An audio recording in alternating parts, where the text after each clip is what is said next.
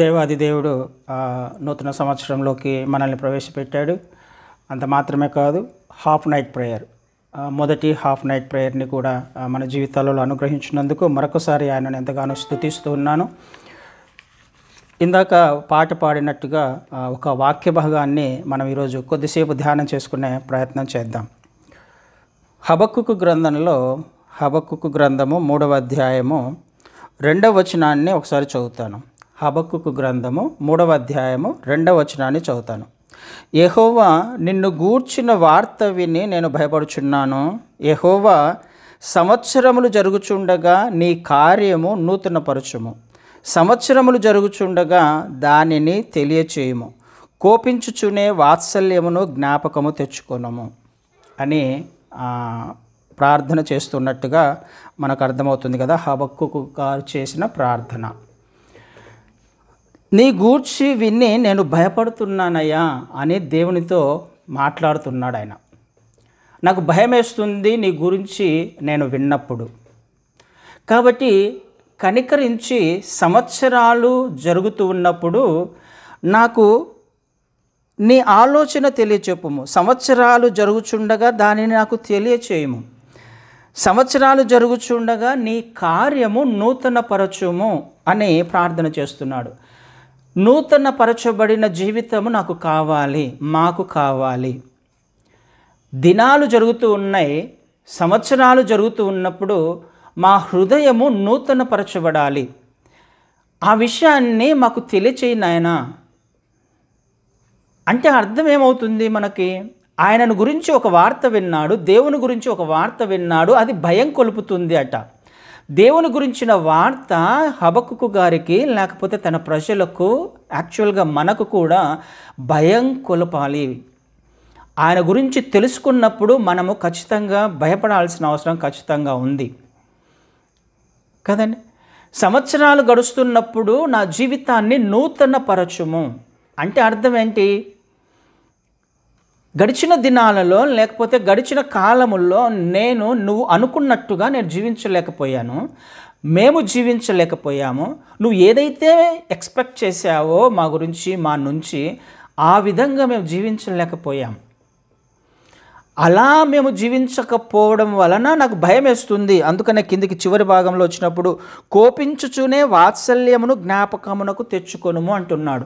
కోపించుచునే వాత్సల్యమును జ్ఞాపకం తెచ్చుకోను. ఎందుకు కోపగిస్తాడు ఆయన కదండి. ఈ రెండు లక్షణాలు మనకు అర్థం కావాలి. దేవుని యొక్క రెండు లక్షణాలు మనకు అర్థం కావాలి. కోపించుచునే వాత్సల్యాన్ని ఒకసారి జ్ఞాపకం చేసుకో.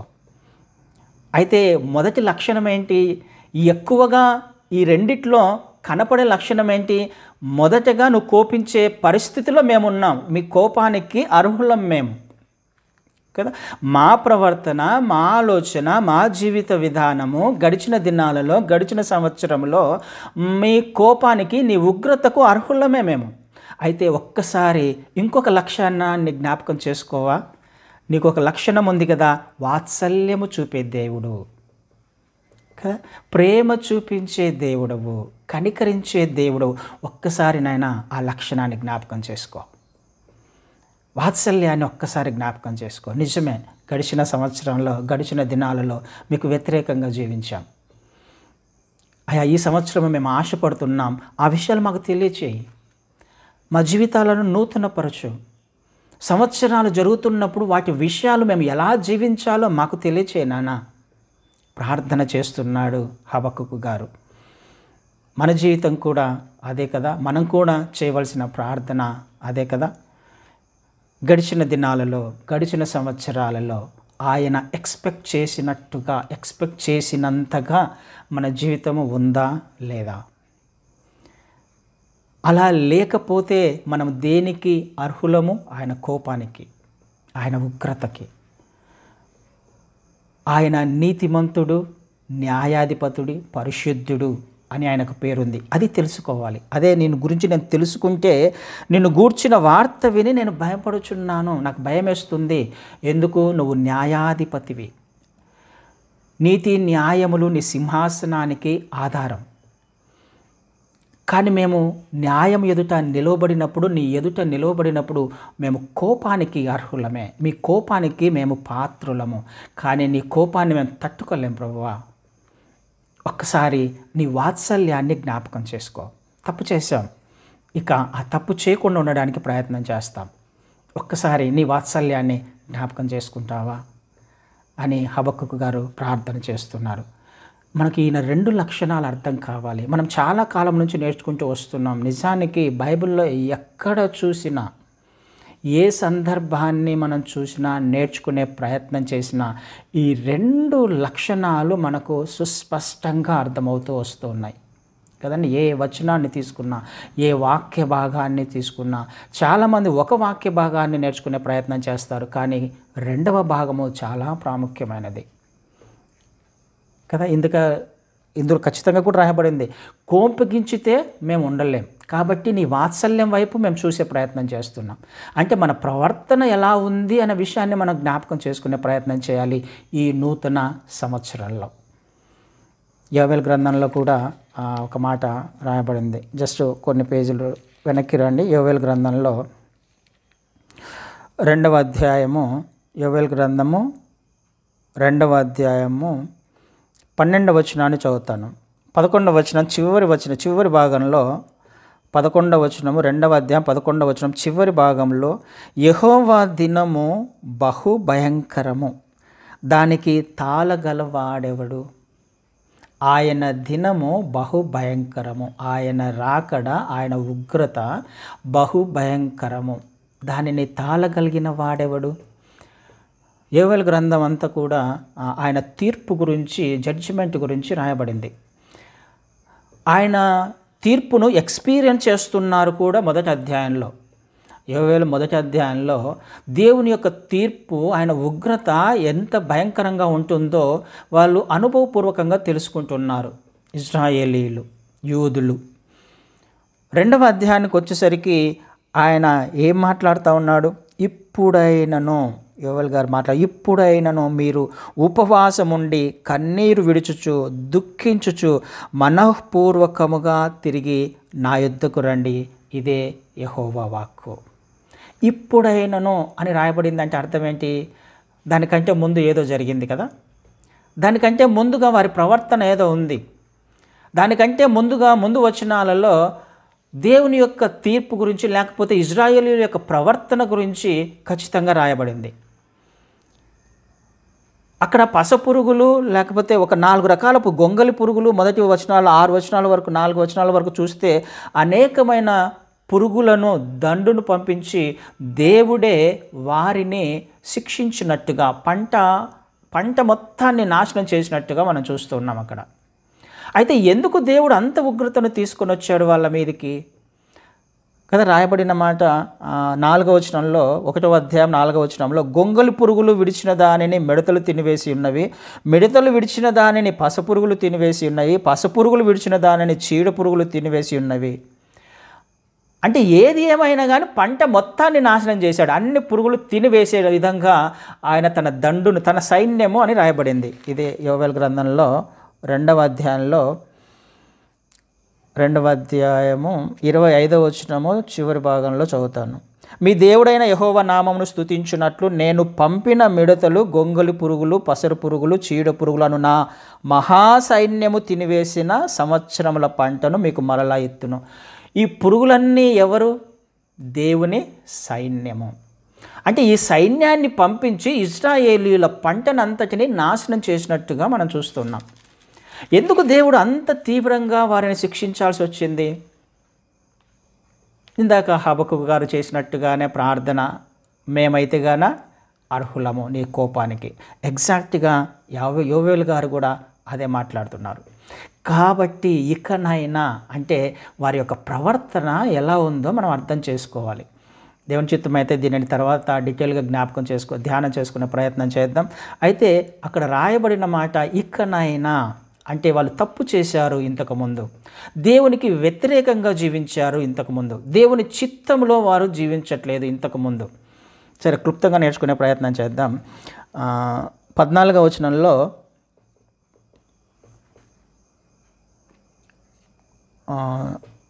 13వ వచనం చివరి భాగంలో చూస్తాను. 13వ వచనము మొదటి అధ్యాయం 13వ వచనంలో, నైవేద్యమును పానార్పణమును మీ దేవుని మందిరమునకు రాకుండా నిలిచిపోయెను. ఏం జరుగుతుంది అక్కడ? నైవేద్యము పానార్పణము మందిరానికి రావట్ల, అక్కడ స్తుతులు అర్పించబడట్ల, బలులు అర్పించబడట్ల, ఆరాధన జరగట్ల, మందిరంలో ఆరాధన జరగట్ల, దేవుణ్ణి మహిమపరచట్ల. ఎవరు? దేవుని పిల్లలే, ఇజ్రాయేలీయులే. మహిమపరచకుండా వాళ్ళు ఏం చేస్తున్నారు? 2వ అధ్యాయంలో అది మరొకసారి ఆ వచనాన్ని చదివితే 12వ వచనంలో, ఇప్పుడైనను మీరు ఉపవాసం ఉండి కన్నీరు విడుచుచు దుఃఖించుచు మనఃపూర్వకముగా తిరిగి నా యొద్దకు రండి. అంటే అర్థం ఏంటి? తిరిగి నా యొద్దకు రండి అంటే వాళ్ళు దూరంగా వెళ్ళిపోయారనే అర్థం. దేవుని చిత్తములో నుంచి దూరంగా వెళ్ళిపోయారు, లోకంలోకి వెళ్ళిపోయారు, లోక ఆశల వైపు వెళ్ళిపోయారు. వాళ్ళు చేస్తున్న పని ఏంటి? దేవుణ్ణి ఆరాధించట్లా, మందిరానికి రావట్లా, ఆరాధనలు జరగట్లా, బలులు అర్పించబడట్లా. వాళ్ళు లోకం వైపు వెళ్ళారంటే ఇవన్నీ ఆగిపోయినట్టేగా. మందిరంలో బలులు ఆగిపోయినాయి, కానీ వాళ్ళు లోకంలో జీవిస్తూ ఉన్నారు. మందిరంలో బలులు ఆగిపోవడం అనేది, ఆరాధన ఆగిపోవడం అనేది, స్తుతులు ఆగిపోవడం అనేది దేవునికి అసలు ఇష్టం ఉండదు. మందిరము పాడై ఉండడము దేవునికి అసలు ఇష్టం ఉండదు. మనం ఆత్మీయ కోణంలో ఒకవేళ నేర్చుకునే ప్రయత్నం చేస్తే మన హృదయము లేకపోతే మన శరీరము దేవుని ఆలయము. దేవుని ఆలయము పాడై ఉండడము ఆయనకి ఇష్టంలా. ఈ శరీరములో స్తుతులు ఆగిపోవడము, ఆరాధన ఆగిపోవడము ఆయనకి ఇష్టంలా. దేవుని వాక్యాన్ని గ్రహించకపోవడము, దేవుని మార్గం చొప్పున జీవించకపోవడము ఆయనకి ఇష్టంలా.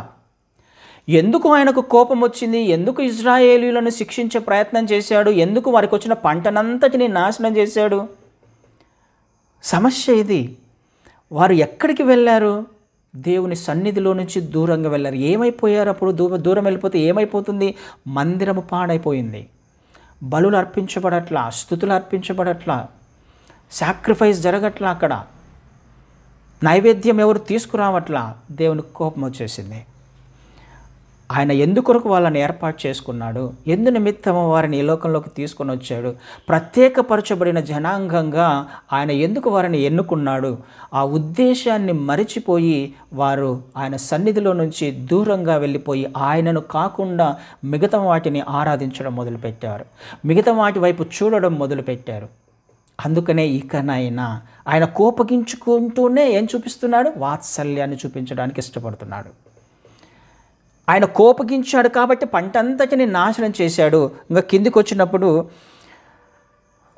అగ్నిచేత అరణ్యంలోని మేత స్థలము కాలిపోయినవి, మంటతోటి చెట్లన్నీ కాల్చివేశాను. యెహోవా నీకే నేను మొరపెట్టుచున్నాను. నదులు ఎండిపోవటయు, అగ్నిచేత మేత స్థలములు కాలిపోవటయు చూసి పశువులు నీకు మొరపెట్టుచున్నవి. ఏమేమి జరుగుతున్నాయి చూడండి. అక్కడ పరిస్థితులన్నీ మారిపోయాయి. దేవుని ఉగ్రత ఆ దేశం మీదకి వచ్చినట్టుగా మనకు అర్థమవుతుంది. నదులు ఎండిపోయాయి, వర్షం పడట్లా, పంట పండట్లా, వారి పరిస్థితి భయంకరంగా తయారైపోయింది. ఆయన ఉగ్రత వాళ్ళు చవి చూస్తున్నారు. మొదటి అధ్యాయంలో ఎంత భయంకరమైన స్థితి, వరకు తినడానికి కూడా తిండి లేని పరిస్థితిలో ఉన్నారు. ఎందుకు జరుగుతుంది ఇక్కడ? ఎందుకు జరుగుతుంది అలా?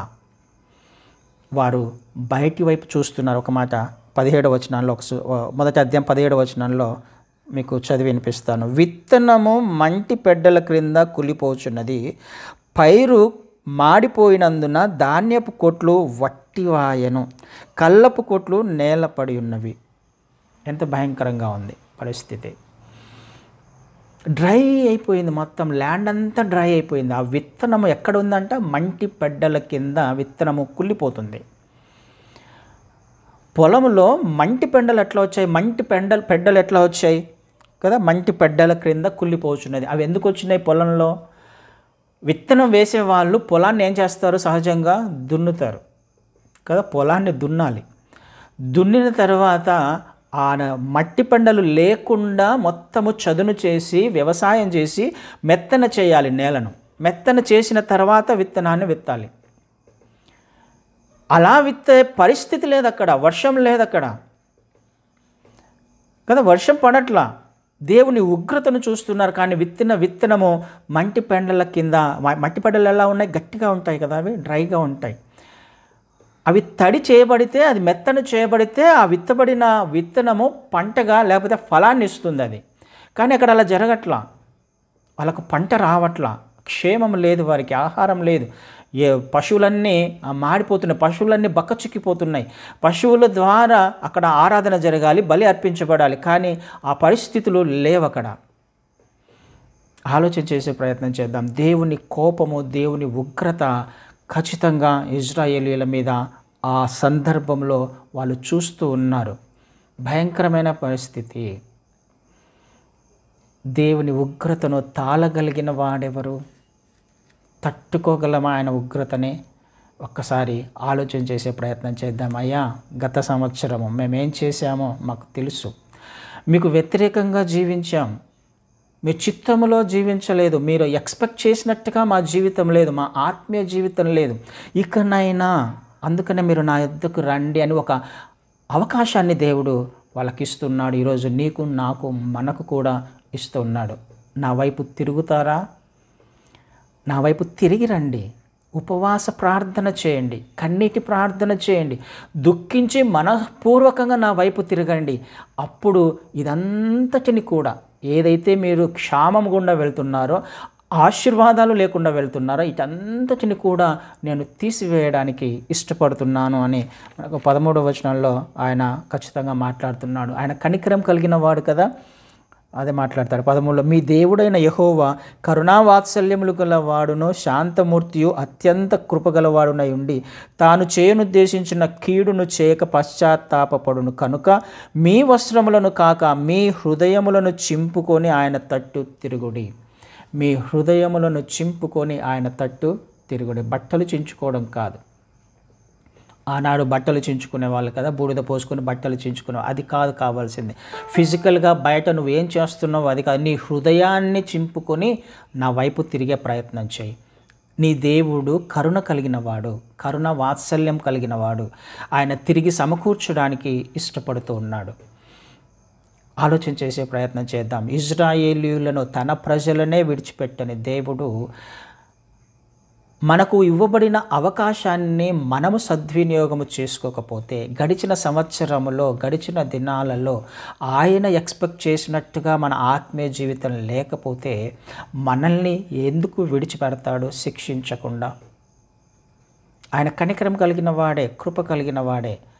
కానీ దానికంటే ముందుగా, అయ్యా నీ గురించి విన్న వార్త నాకు భయం వేస్తుంది. నువ్వు కోపగించేవాడవు, నిజమే. మా ప్రవర్తన వలన నీకు కోపం వస్తుంది. కానీ ఒక్కసారి నీ కనికరాన్ని జ్ఞాపకం చేసుకొని ఈ సంవత్సరం ఒకవేళ ప్రార్థన చేసినట్లయితే ఆత్మీయ స్థితిలో మనము ఎదగడానికి ఆయన ఉద్దేశము కలిగి ఉన్నాడు. ఇందాక చదవబడిన 17వ వచనంలో విత్తనము మంటి పెండల క్రింద కుళ్ళిపోచున్నది అంటే అర్థం ఏంటి? విత్తనం అంటే ఆత్మీయ కోణంలో మనం ఆలోచన చేస్తే వాక్యము కదా. విత్తనము వాక్యము.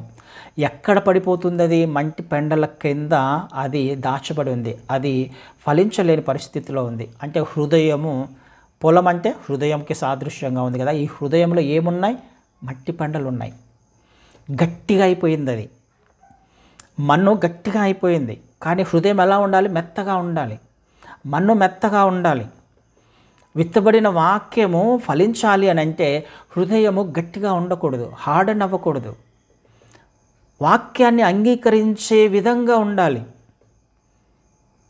నా హృదయ స్థితి గడిచిన దినాలలో, గడిచిన వారంలో, గడిచిన సంవత్సరంలో ఈ మంటి పెండల వలె ఒకవేళ ఉందేమో, నా హృదయాన్ని నేను దున్నుకోలేని స్థితిలో ఉన్నానేమో అని ఎవరంతకు వారము పరీక్షించుకొని పరిశీలించుకుంటే మనకు ఖచ్చితంగా అర్థమవుతుంది. దేవుడు ఈ సంవత్సరం నూతన వాత్సల్యమును మన పట్ల చూపించడానికి ఇష్టపడుతున్నాడు. కోల్పోయిన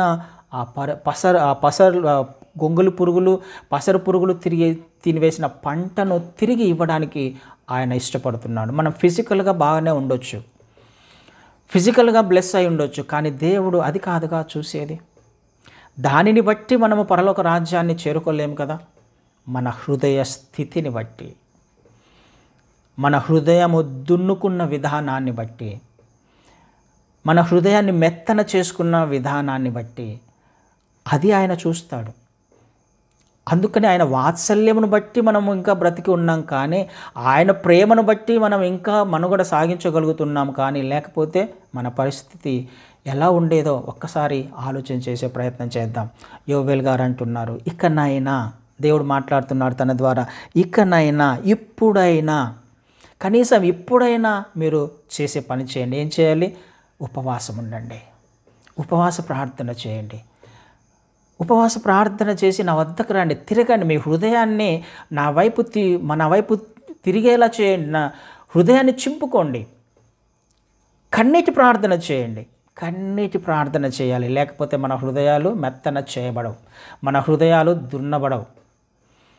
అంత సులభమేం కాదు హృదయములో మారు మనసు పుట్టడం అనేది. హృదయము సరిచేయబడము అనేది అంత సులభమేం కాదు. కఠినమైన హృదయముగా ఇక్కడ ఇజ్రాయేలీల హృదయాలు మార్చబడ్డాయి, మట్టి పెండలుగా మార్చబడ్డాయి. యాక్చువల్గా అది ఎట్లా ఉండాలి? అది మెత్తగా ఉండాలి కదా, చేను నేల మెత్తగా ఉండాలి, దున్నబడి ఉండాలి. కానీ అవి గట్టిగా ఉన్నాయి. ఏ విధంగా ఫలిస్తుంది కదా? తర్వాత ఏమని రాయబడింది?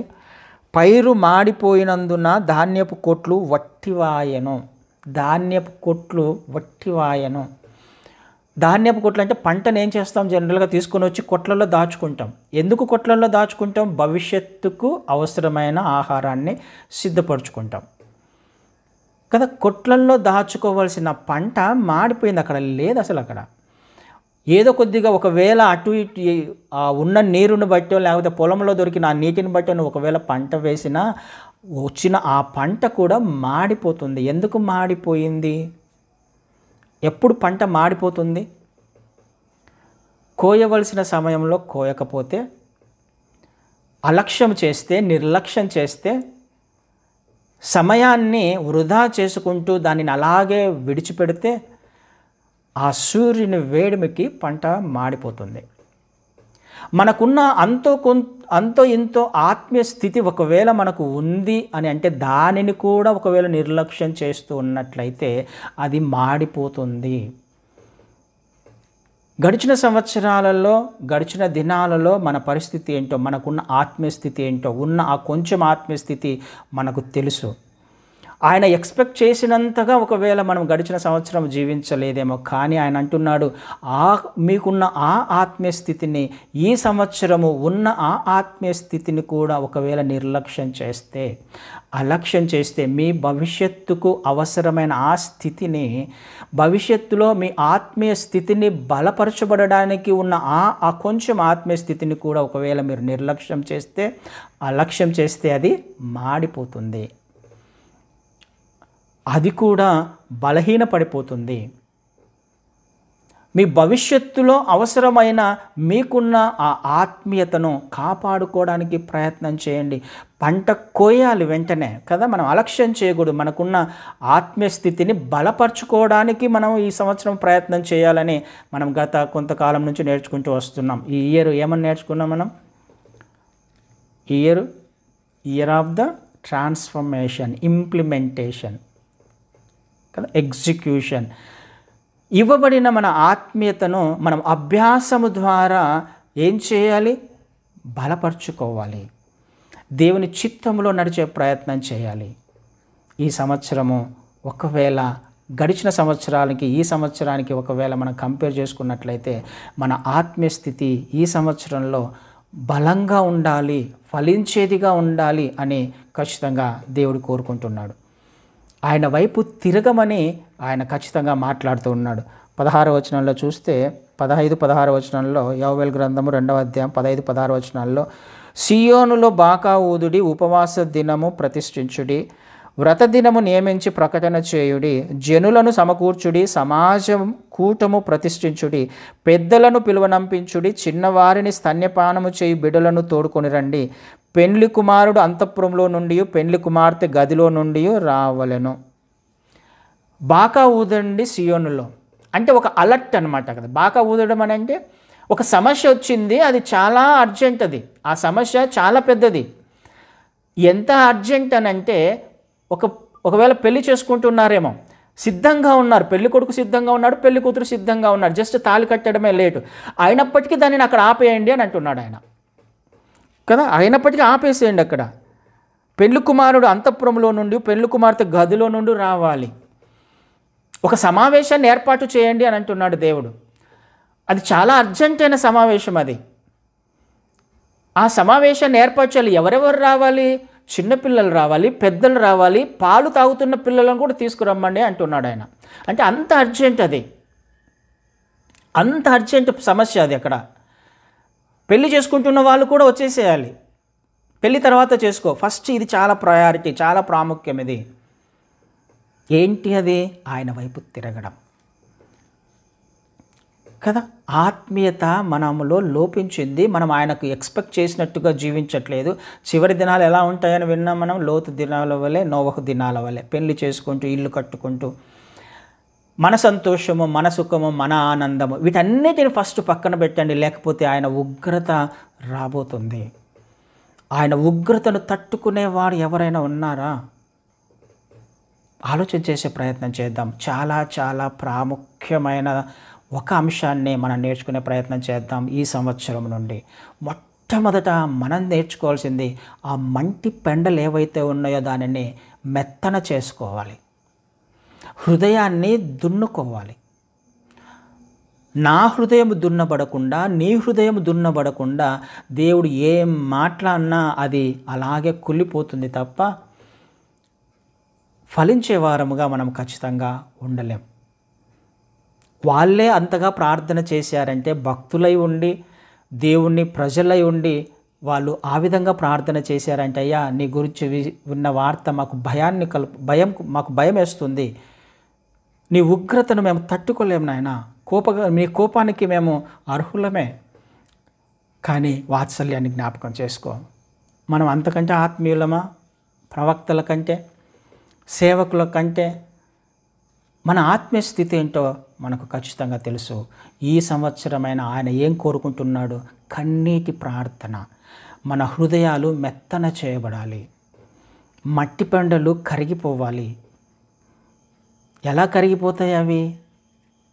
ఎలా కరిగిపోతాయి? తడిపితే కదా. మట్టి పెండలను తడపాలి. వాక్యానికి విధేయత చూపించే ప్రయత్నం చేసినప్పుడు, వాక్యానుసారంగా జీవించే ప్రయత్నం చేసినప్పుడు, ఆయన మాట్లాడుతున్నప్పుడు విధేయత చూపించడానికి ప్రయత్నం చేసినప్పుడు కష్టమే. విధేయత చూపించడం అనేది కష్టమే. కానీ వేరే ఆప్షన్ ఉందా? ఆయన కోపాన్ని తట్టుకోలేని పరిస్థితులు రాబోతున్నాయని అనుకున్నప్పుడు ఖచ్చితంగా విధేయత చూపించడం తప్ప వేరే మార్గమే లేదు. మనల్ని సరిచేస్తున్నప్పుడు, మన హృదయాలను సరిచేస్తున్నప్పుడు సరిచేసుకోవడం తప్ప వేరే మార్గమే లేదు. లేకపోతే మనము ఆయన కోపానికి, ఆయన ఉగ్రతకు మన గురి కావాల్సి వస్తుందేమో. ఒక్కసారి ఆలోచన చేసే ప్రయత్నం చేద్దాం. ఆయన వాత్సల్యం చూపించే దేవుడే, ప్రేమ చూపించే దేవుడే. అటువైపు మాత్రమే చూద్దాం. ఆయన కోపాన్ని మనం తట్టుకోలేం కాబట్టి, అటువైపు చూడలేం కాబట్టి, ఆయన ఉగ్రతకు మనం తాళలేం కాబట్టి, మనం చేయాల్సిన పని ఆయన చెప్పినప్పుడు వినే ప్రయత్నం చేద్దాం. ఆయన మాట్లాడినప్పుడు సరిచేసుకోవడానికి ప్రయత్నం చేద్దాం. ఈ సంవత్సరం ఆయన ఉగ్రత ఎలా ఉందో యోవేలు గ్రంథాన్ని ఒకసారి చదివే ప్రయత్నం చేయండి. 1వ అధ్యాయము తర్వాత కూడా మీరు ప్రయత్నం చేయండి. 3 అధ్యాయాల్లో ఆయన యొక్క ఉగ్రత ఎంత భయంకరంగా ఉందో, ఆయన కోపం ఎంత భయంకరంగా ఉందో, ఆయన లక్షణాలు ఎప్పుడన్నా ఆయన మార్పు కలిగినవాడా? మార్పు లేనివాడు ఆయన నిన్న నేడు రేపు ఏకరీతిగా ఉన్న దేవుడు. ఆయన పరిశుద్ధతకు అంత ప్రయారిటీ ఇస్తాడు.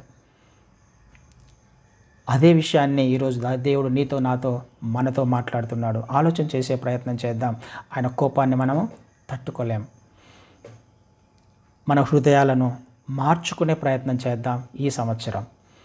మన హృదయాలను మెత్తన చేసుకునే ప్రయత్నం చేద్దాం ఈ సంవత్సరం. ఇంప్లిమెంటేషన్ వైపుగా మన ఆత్మీయ జీవితాన్ని ముందుకు తీసుకువెళ్దాం.